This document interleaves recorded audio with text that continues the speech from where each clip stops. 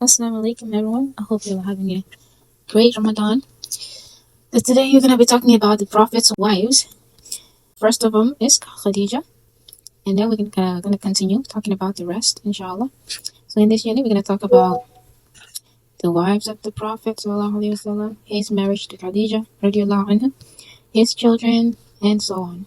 When the Prophet, sallallahu alaihi wasallam, reached the age of 25, he went out as a trader to Syria, trading with the wealth of Khadija, radiallahu anha. The Quraysh people were a mercantile people. So when she heard about the Messenger of Allah, sallallahu alaihi wasallam, and his truthful speech, great honesty, and noble character, she sent out for him and requested him to take her trade goods to Syria as a trader, and she would give him the best payment that she ever gave to any other trader. He was to travel with a slave of hers called Maysara. The Messenger of Allah sallallahu alaihi wasallam accepted this offer and worked for her. When he sallallahu alaihi wasallam returned to Mecca, Khadija saw the return on her trade goods, which were indicative of his honesty and blessings, such as she had never seen before.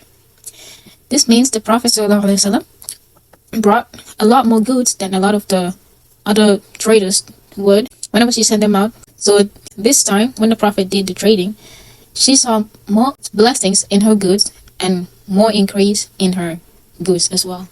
So her slave, Maysara, told her what he had seen of him, sallallahu alaihi wasallam, meaning the Prophet. So Maysara told Khadija what he has seen in the Prophet's characteristics. But we can also say his character. And his noble attitude.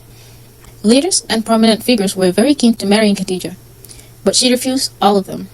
Then she spoke to her friend, Nafisa Munabbi, of what she had in mind. So Nafisa went to him, sallallahu alaihi wasallam, and suggested to him that he should marry Khadija, radiallahu anha. So the Prophet agreed. At the time, she was the best of the women of her people in terms of lineage, wealth, and wisdom.